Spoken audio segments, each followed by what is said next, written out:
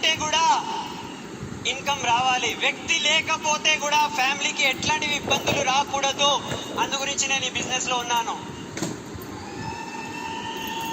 మీకు అర్థమవుతుందా నేనేం చెప్తున్నా? మీరు ఊహించలేరు, రైట్? ఒక భర్త పోతే చిన్న చిన్న పిల్లలు ఎట్లా ఉంటారో మీకు తెలియదు. ఇవాళ మా సిస్టర్ మాతోనే ఉంటుంది, 3 పిల్లలు ఉన్నారు. మాకు వీళ్ళిద్దరు, వాళ్ళు 3, 5 పిల్లలు ఉన్నారు. आप एक पॉइंट याद रखो कि मैं जो रोज ऑफिस को जा रहा हूँ, रोज मैं जा रहा हूँ, अगर वो कभी बाय बाय बेटा बोल के मैं सोचो गया, वापस नहीं आया, तो पीछे फैमिली को कौन देखेगा? ये डर मुझे बहुत सताया फ्रेंड्स. ఈ భయం నాకు చాలా చాలా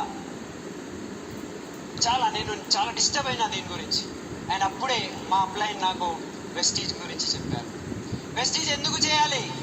అందరు అంటూ ఉంటారు ఏదైనా నొప్పి ఉండాలి, లేకపోతే అప్పు ఉండాలి, राइट? या तो आपको कर्जा होना, या तो आपको दर्द होना. क्यों? अच्छे हैं तो वेस्टीज नहीं करते क्या? हेलो, లైఫ్ బాగుంటే వెస్టీజ్ చేయరా? అరే ఎప్పుడైనా బ్యాడ్ టైం వస్తే దానికి తయారీ చేయాలి కదా. హలో,